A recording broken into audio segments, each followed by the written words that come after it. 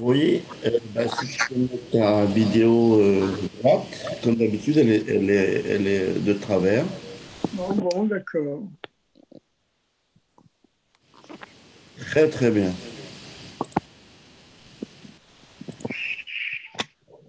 Voilà. Quand tu veux, on commence.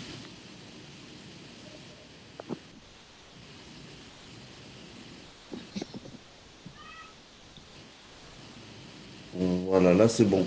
Là, c'est bon. On y va? Tu entends? Tu nous entends? Atchou. La brioute. Amen Gamatem. La brioute. Amen Gamatem.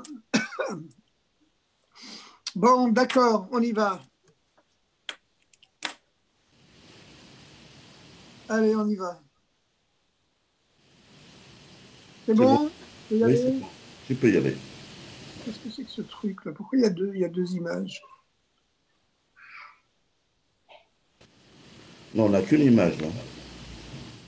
Mais j'en ai deux sur mon téléphone, sur mon écran. Pas grave. Comment? Pas grave, tu peux commencer quand même. Ouais. Chers amis, bonjour, Shavuatov, Chodesh Tov, Eluan Navi, Zachor Latov. On se souhaite bien sûr une Ptila Vichatima Tova, le Shalatova Metuka, puisque nous sommes aujourd'hui le troisième jour du mois de Elul. Le troisième jour du mois de Elul, le mois de Anil et Dodi et Dodili. Je suis à mon bien-aimé est à moi. C'est la prière. Je me donne à Dieu, donc Dieu se donne à moi. C'est la prière. Et puis, il y a aussi, bien sûr, Analiado Vesamti Lecha, on lui a mis en main et je lui donnerai une ville de refuge. De refuge, c'est la Torah, c'est l'étude de la Torah, symbolisée par les quatre lettres du mot Elul. Ana Leyado Vesamti Lecha, plus loin Makom, un endroit pour te protéger, c'est la Torah qui protège. Et il y a également la Tzedaka Ish, les Rehu ou Matanot Laevionim. Et voilà, ça c'est la tzedaka, la gmilut chassadim, la générosité sur laquelle tient le monde. Et puis, il y a également, où Molachem Elokecha, Dieu circoncira et levavcha, ton cœur, ve et levav, et le cœur, zaracha de ta descendance, c'est la teshuva. Et enfin, le cinquième acronyme, le cinquième acrostiche du mois de Elul, les quatre initiales qui forment le mot Elul du verset, mais cette fois-ci prise à l'envers. La Hachem va yomru lemor ashira. Pour Dieu, je chanterai. Et voilà, parce que le chant, comme on sait que la parole, c'est la plume de l'esprit, mais le chant, c'est la plume de l'âme. Le chant, c'est véritablement comme expliquait le Baal Shem Tov, et le Hadmour Azaken, surtout au sujet du fameux verset, au sujet du fameux verset, au sujet de la fameuse Mishnah, qui explique que les animaux ont le droit de sortir de l'enclos pour être comptés lors du Maaser, et ils ont le droit de porter un collier. Le collier se dit Sheir. Alors, il est écrit dans la Mishnah, Kol Baal et Hachir, tous ceux qui possèdent un collier, ben, c'est pas considéré comme s'ils portaient. Donc, ils ont le droit de sortir avec ce collier parce qu'il fait partie de leur être, de leur identité. C'est pour les identifier qu'ils gardent le collier. Kol Baal et Hachir, tous les maîtres, les propriétaires du collier, Yotzin Becheir, ils sortent avec le collier autour du cou, Dirtasin Becheir, ils rentrent de nouveau dans l'enclos avec le collier. Ils ont le droit de sortir donc ils rentraient le Shabbat avec leur collier. Et le Admorazaken, au nom du Baal Shem Tov, explique Kol Baal et Ashir, tous les maîtres du chant, Yotzim Beshir, Avenichnasim Beshir, ils sortent dans le chant, ils rentrent dans le chant par le chant, ils s'élèvent par le chant et redescendent par le chant, parce que le chant, c'est encore plus haut que les mots. Et c'est vraiment, il y a le chant de l'âme, et surtout lorsqu'elle chante des chants sans parole, alors là, à ce moment-là, on s'élève par le chant et on redescend par le chant. L'âme monte et redescend au rythme du chant et au son du chant. Alors nous sommes au mois des Louls, donc un mois très spécial, puisque c'est le seul mois de l'année où brillent chaque jour les Yud Gimel Midot Rachamim, les 13 attributs de miséricorde divine, ces 13 attributs de miséricorde céleste qu'on surnomme par allégorie, par parabole les 13 pétales de la rose céleste, la rose symbolisant le peuple juif, les miséricordes divines, et dont dérivent également les 13 règles de compréhension de la Torah qui permettent de déterminer la halakha, et que Dieu a enseigné à Moshe au mont Sinaï, en même temps que Dieu lui a enseigné les 13 attributs de miséricorde qui permettent d'obtenir l'effacement des fautes et le pardon total où l'obscurité se transforme en lumière. Et normalement, ces 13 attributs de miséricorde, comme on l'a déjà dit la dernière fois, ils ne brillent que dans les très grands jours de fête, comme les 3 fêtes de pèlerinage, Pessah, Shavuot, Sukkot. Bon, évidemment, Shmini Atzeret, qui est la conclusion de Torah, qui sont la conclusion de Sukkot. Et puis, pendant Rosh Hashanah et Yom Kippour. Mais les autres jours de l'année, ils ne brillent pas. Ils sont là, ils existent toujours, mais ils ne se dévoilent pas comme pendant ces 5 jours de fête prestigieux. Par contre, pendant le mois d'Elul, eh bien que le mois d'Elul, c'est un mois profane, ce n'est pas un mois de fête, eh bien, malgré tout, ces 13 attributs de miséricorde brillent pendant tous les 30 jours du mois d'Elul. Et effectivement, cela correspond à la troisième quarantaine de jours, la troisième période de 40 jours que Moshe a passé sur le mont Sinaï pour recevoir finalement les 2e tables de la loi après le péché du veau d'or. Les 40 premiers jours, Moshe était resté sur le mont Sinaï sans manger, sans boire et sans dormir pendant 40 jours. Mais quand il était redescendu au bout de 40 jours, le 17e jour du mois de Tammuz, eh bien, il avait vu les Juifs danser autour du veau d'or, il avait brisé les tables. Et puis ensuite, il était remonté pendant 40 jours. Il était remonté pendant 40 jours jusqu'à Rosh Chodesh Elul. Depuis le 17 Tammuz jusqu'à la veille de Rosh Chodesh Elul, ça durait 40 jours, il était remonté le 18. Et donc, il est resté jusqu'au 29 Av. Et là, le sort du peuple juif était encore incertain, en balance.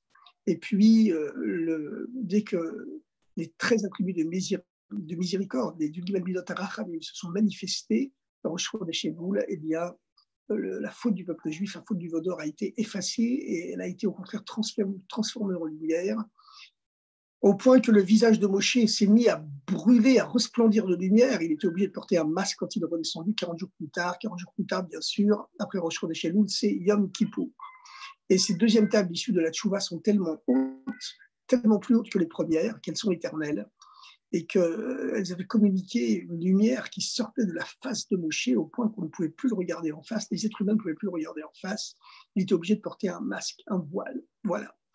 Donc, on peut dire qu'aujourd'hui, ce masque qu'on est obligé de porter dans tous les espaces fermés, même dans les rues, eh ben, c'est peut-être un signe que le peuple juif accède à un niveau plus haut, hein, parce que finalement, ce virus, on sait qu'il y a une raison à tout. Et alors, évidemment, nous, les croyants, on est persuadés que c'est un réveil de Dieu pour réveiller toute l'humanité, pas seulement le peuple juif, mais toute l'humanité. Mais à plus forte raison, ceux qui doivent montrer l'exemple de toute l'humanité, c'est-à-dire évidemment le peuple juif, le peuple prêtre de l'humanité, Mamlechet Kohanim Vegoy Kadosh. Alors voilà, et en montrant l'exemple bien sûr d'une société juive sur la terre, juive sur la terre sainte, comme tous les peuples du monde l'appellent, qui se comporte selon la loi, la foi et la tradition juive, et qui ainsi montrera l'exemple à toute l'humanité. Donc, voilà, tout cela pour préparer, bien sûr, l'avènement du Melech HaMashiach. Et on va tous dévoiler ce Messie qui est à l'intérieur de nous, avec toujours plus de bonté et plus de gentillesse. Ren Chesed Rachamim, qui dévoilera certainement encore plus les 13 attributs de miséricorde. Et comment se fait-il que pendant le mois des loups, qui sont des jours profanes, qui ne sont pas des jours de fête, eh bien, les 13 attributs de miséricorde, qui normalement ne brillent que dans les jours de très grandes fêtes, Pessah, Sukkot, Shavuot, Rosh Hashanah, qui pour là, ils arrivent à briller, eh bien, c'est parce que c'est un niveau encore plus haut des 13 attributs de miséricorde qui brillent pendant le mois des louls, encore plus haut que pendant les jours de fête. Et comme ils sont beaucoup plus hauts, ils arrivent à descendre beaucoup plus bas jusqu'au train-train de la rentrée scolaire, de la rentrée professionnelle, de la rentrée tout court, de la vie quotidienne. Amener Dieu, le niveau le plus haut des 13 attributs de miséricorde miséricorde jusqu'au niveau le plus bas de la vie profane de tous les jours, quand on va à son bureau, lorsqu'on va à son travail, lorsqu'on va à son école, on reprend le métro, on reprend le train, on reprend le RER, on reprend l'avion, voilà, on rentre dans la vie quotidienne. Et puis, voilà, et c'est très attribué de miséricorde. Eh bien, ils viennent bien sûr de ce que Dieu sort de son palais pour se promener dans les champs. Ça, c'est le mois des Louls, où le roi est dans les champs toute la journée, plutôt toute l'année. Toute l'année, Dieu est comme un roi qui se trouve dans son palais. C'est très dur d'avoir accès à lui. Il faut passer par des intermédiaires, etc., des ministres, des sous-secrétaires d'État, etc. Mais un mois par an, Dieu se promène dans les champs. Le roi est dans les champs et tout le monde peut lui parler, il sourit à tout le monde. Il exauce toutes nos prières, toutes nos requêtes, toutes nos demandes. Et c'est le moment d'exiger de Dieu qu'il nous donne tout ce qu'on veut, c'est-à-dire le Mashiach. Mais en même temps, il faut faire attention, hein, pas trop de familiarité. Il faut se souvenir que lui, c'est le roi. Et nous sommes des hommes. Bien qu'on soit fait à son image, eh bien, voilà, c'est le moment, au contraire, de réfléchir sur soi-même. C'est le mois du bilan, de prendre des bonnes décisions pour satisfaire au désir du roi, le roi céleste, qui est aussi bien sûr le roi terrestre, qui est le roi de tout ce qui existe. Alors, ce mois, donc, le mois de miséricorde, nous sommes dans la paracha Kitetse, la fameuse paracha Kitetse, Kitetse la milchama, lorsque tu sortiras en guerre, al oivecha, au-dessus de ton ennemi. Évidemment, il y a là une anomalie grammaticale, parce que normalement, la tournure normale, c'est d'écrire Kitetse la milchama, neged oivecha, quand tu sortiras en guerre contre ton ennemi.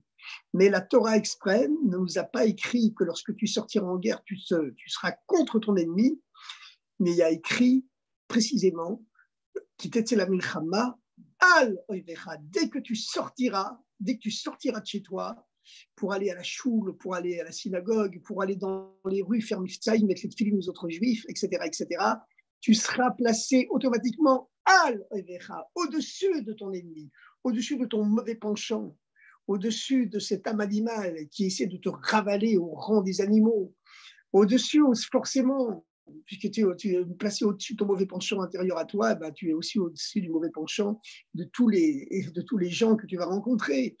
Tu es al oivecha. Et pour ça, il suffit de sortir de chez soi et on est tout de suite al oivecha. De sortir, évidemment, pour les mifsaïm, pour donner des shiurim, pour écouter des shiurim. À ce moment-là, la Torah nous dit, tu seras al oivecha, au-dessus de ton ennemi et pas à son niveau.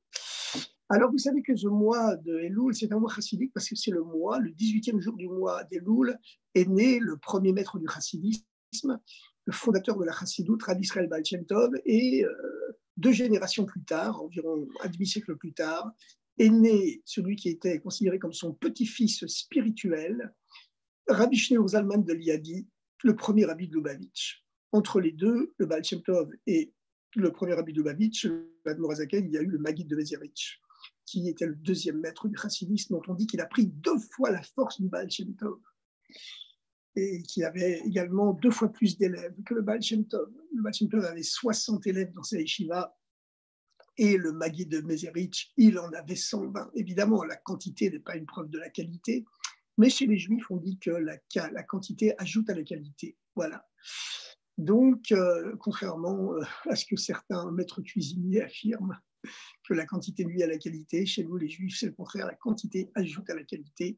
On sait par exemple que le prophète Élie avait ressuscité une fois un mort, mais que lorsqu'il a traversé le Jourdain en compagnie de son disciple Élisha au dernier jour de sa vie, le prophète Élie a frappé les eaux du Jourdain de son manteau, et les eaux du Jourdain se sont ouvertes comme la mer Rouge pour laisser passer les 2 prophètes. Et au milieu du Jourdain, à sec, eh bien, le prophète Eliyahu Hanavi s'est retourné vers son disciple Élisha, Élisée, et lui a demandé quel est ton vœu le plus cher. Et Élisha a répondu prendre 2 fois ta force. Et le prophète Eliyahu Hanavi lui a répondu eh bien, c'est très bien, si dans quelques instants tes yeux sont capables de voir le char de feu attelé à des chevaux de feu qui va descendre sur terre et m'emmener avec mon corps au ciel, eh bien, tu mériteras de prendre 2 fois ma force. Mais si tu n'es pas capable de le voir, si tes yeux ne s'ouvrent pas pour voir ce spectacle, eh bien, non. Eh bien, ils sont sortis tous les 2 du Yarden, du Jourdain. Le prophète Élie a refrappé légèrement du pan de son manteau les eaux du Jourdain qui se sont refermées.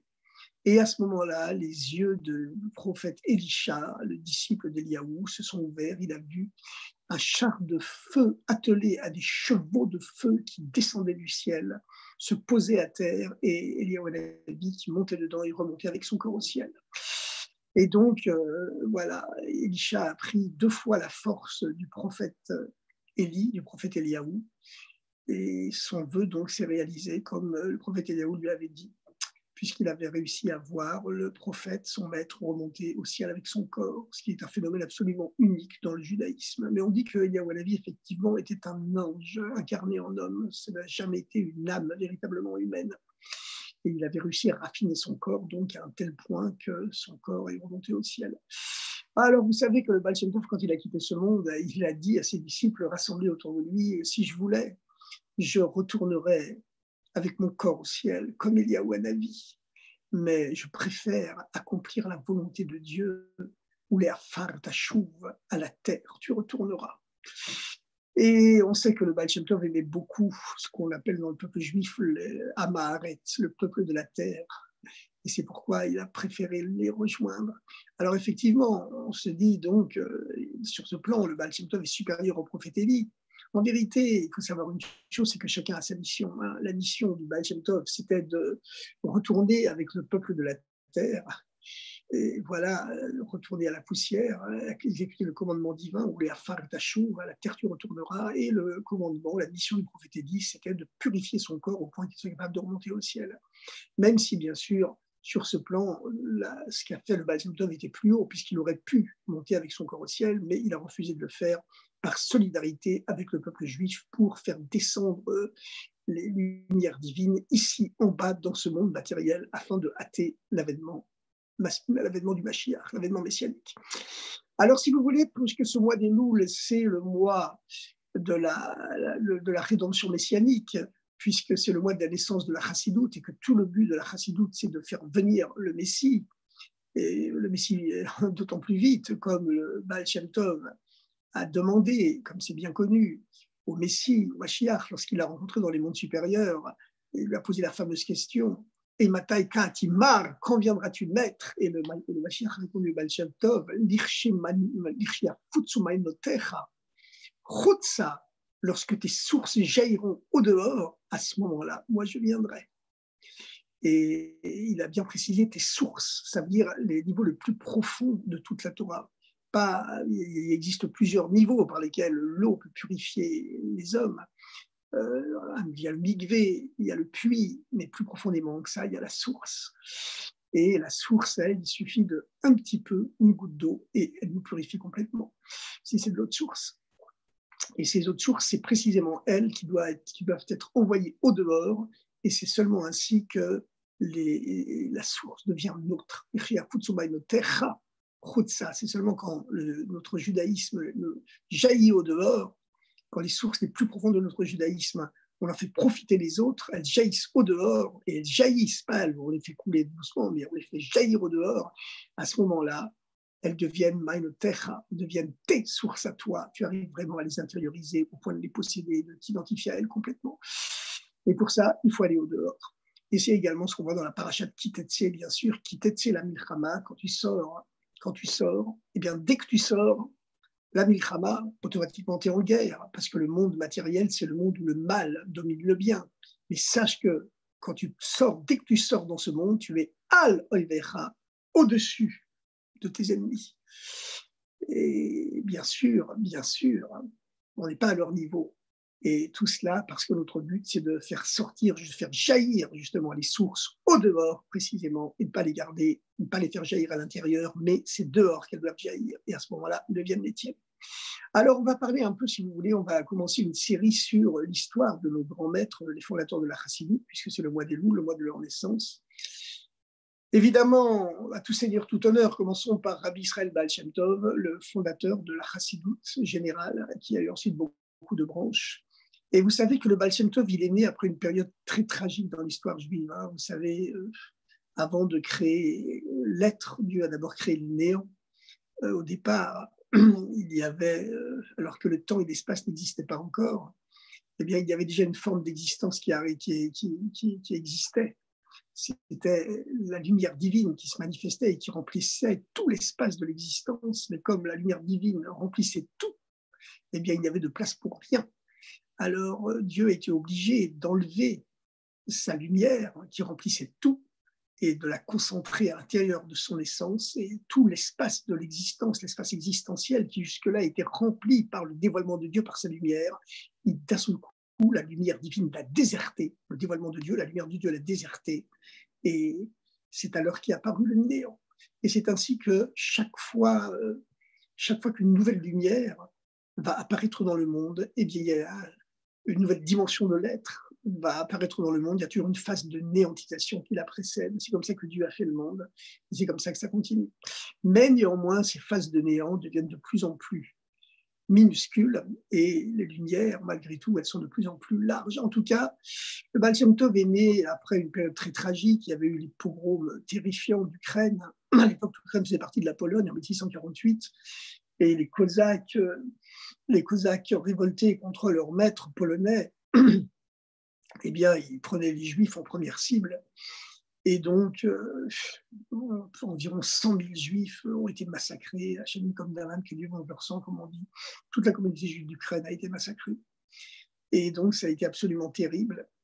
Et ensuite, c'est en 1648 que ça s'est produit avec les hordes du tyran sanguinaire, le chef des Cosaques, Khmelnytsky, dont la statue équestre trône toujours sur la place centrale de la capitale de l'Ukraine, Kiev. Et donc, ce sinistre personnage donc, a été un terrible bourreau et pour notre peuple. Et près de 20 ans plus tard, en 1666, il y a eu l'affaire du faux Messie. Les Juifs étaient tellement désespérés, ils avaient tellement souffert. Il y avait eu les expulsions de France, d'Angleterre au Moyen-Âge, il y avait l'expulsion d'Espagne, du Portugal, il y avait eu les massacres et les pogroms qui ne s'étaient pas arrêtés. Et si bien que les Juifs étaient tellement épuisés moralement et psychiquement que lorsqu'on a annoncé que le Messie s'était révélé à Smyrne, Izmir aujourd'hui, sur la côte orientale de la mer Égée, dans l'Empire turc, l'Empire ottoman, qui à l'époque était très puissant, eh bien, ça a été, tout le monde l'a cru. Tout le monde l'a cru, ça a été une effervescence absolument incroyable. De riches banquiers, des armateurs d'Amsterdam vendaient leurs biens pour prendre la route de Constantinople, la route de la Turquie, pour accueillir le Messie.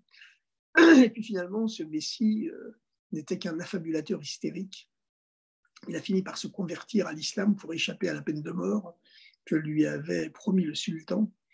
Et donc, ça a été une grande désespérance pour le peuple juif. Et comme le faux Messie, Shabtai Tzvi, c'était son nom, eh bien, il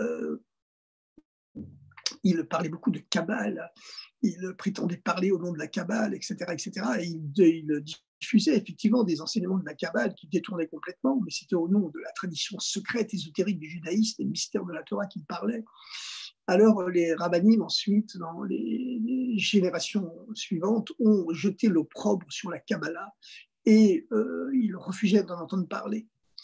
Alors le peuple juif souffrait énormément, le judaïsme s'était desséché, puis il y avait une détresse économique, c'était la misère en Europe centrale. À l'époque, le royaume de Pologne, eh bien, il contenait la communauté juive la plus importante du monde. Les 2/3 du peuple, la communauté juive mondiale habitait le royaume de Pologne.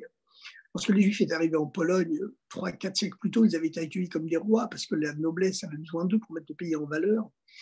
Ils avaient accompli leur rôle, mais ensuite, lorsque le pays s'était enrichi, eh bien, ça n'était la même chose que dans l'Égypte ancienne, où le pharaon avait accueilli les Juifs également, à l'époque de Yaakov, de Yosef, en leur donnant les meilleurs des terres pour les exploiter, parce qu'ils savaient qu'eux seuls étaient capables de les mettre en valeur. Puis ensuite, on les avait asservis. C'est ce qui s'est passé avec la Pologne, puisque n'importe comment, tous les exils du peuple juif sont calqués sur l'exil d'Égypte. Eh bien, donc, il y avait des synagogues pour les riches, il y avait des synagogues pour les pauvres, le peuple était méprisé par les élites, par les rabbins. C'était quelque chose d'absolument horrible, une désespérance. Les Juifs devenaient analphabètes, ce qui ne s'était jamais produit dans l'histoire de notre peuple. Et à ce moment-là, il s'est levé un groupe de kabbalistes secrets, des justes cachés, des tzadikim mistarim, comme on dit, qui s'était donné pour but de relever le niveau à la fois socio-économique et le niveau, bien sûr, spirituel du peuple juif.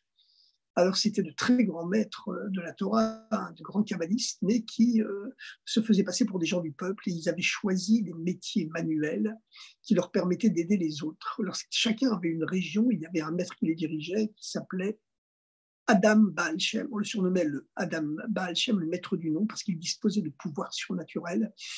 Et on disait que s'il avait ces pouvoirs surnaturels, c'est parce qu'il connaissait le nom secret de Dieu. C'est pourquoi on l'appelait Adam Baal Shem. Adam était son nom et Baal Shem, le maître du nom secret de Dieu, qui permet d'accéder à des pouvoirs surnaturels. En tout cas, ces tzadikim, eux, ils faisaient des travaux tout à fait naturels. Ils étaient charpentiers, tailleurs, menuisiers, cordonniers. Lorsqu'ils arrivaient dans un village juif, eh ben, le fait de maîtriser l'art de la charpenterie, de la menuiserie, de la cordonnerie, ça leur permettait de faire des chaussures pour ceux qui marchaient pieds nus, ça leur permettait d'aider les pauvres à construire des maisons avec le bois des forêts. Et puis, une fois qu'ils avaient relevé le niveau matériel du peuple juif, eh bien, ils s'adonnaient à de nouveau rééduquer les enfants, rééduquer les parents, et voilà, et réalphabétiser le peuple qui ne savait même plus lire ni écrire. Et donc voilà, c'était un rôle qu'il s'était donné. Et donc, dans cette ambiance de misère, à la fois matérielle et spirituelle, eh bien, le peuple juif semblait tomber en catalepsie, comme s'il s'était évanoui. Alors, Dieu décida de réveiller le peuple juif. Et vous savez que la tradition dit que lorsque quelqu'un s'est évanoui, pour le réveiller, il faut murmurer son nom à son oreille, parce que le nom, c'est le code secret de l'âme. Le nom, l'âme, elle est trop haute pour avoir un nom, elle ne prend un nom que lorsqu'elle s'incarne, et le nom, c'est le code secret de la mission qu'elle a dans ce monde, de son rapport avec tous les gens qu'elle rencontrera au cours de sa vie et avec tout son environnement. Voilà, c'est le nom de sa mission sur Terre. Alors, évidemment, il fallait réveiller le peuple juif, tombé en catalepsie, dans un état d'évanouissement à cause de sa misère à la fois matérielle et spirituelle, après le choc des massacres de Khmelnytsky, après le choc du faux Messie. Eh bien, Dieu décida de murmurer à l'oreille du peuple juif son nom, c'est-à-dire Israël, bien sûr, et le murmure de Dieu à l'oreille du peuple juif, ce fut l'incarnation sur terre de l'âme de Rabbi Israël Baal Shem Tov, le fondateur de la Chassidut, qui naquit le 18e jour du mois de Elul. Nous sommes aujourd'hui le 3 Elul, donc bien sûr, il faut chaque jour rajouter trois Téhilim. Aujourd'hui, donc, ce sont les Téhilim 7, 8, 9. Et on sonne le chauffard, bien sûr, et puis aussi bien sûr, nos frères séphardim, ils ont commencé à lire les slichot tous les matins, pour intensifier encore plus pour l'ensemble du peuple juif ces fameux 13 attributs de miséricorde qui brillent et qui amènent le pardon et la bénédiction sur l'ensemble du peuple juif.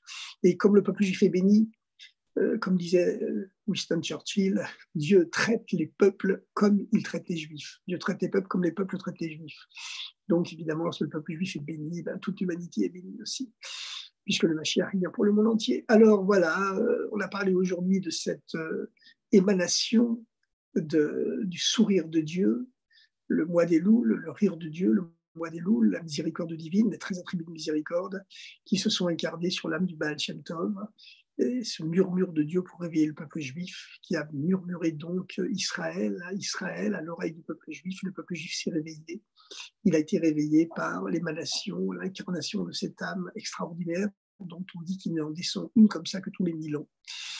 Et nous continuerons à parler, à raconter l'histoire de l'enfance, de la jeunesse, du dévoilement du Baal Shem Tov et de la révolution chassidique, la révolution messianique qu'il a apportée pour tout le peuple juif et au-delà du peuple juif, bien sûr, pour l'ensemble de l'humanité. Un bon mois d'Elul, on se souhaite à chaque fois une bonne année, bien sûr, comme le veut la tradition. Ktiva, Khatima Tova, Leshana Tova, Umetuka. À très bientôt. Au revoir.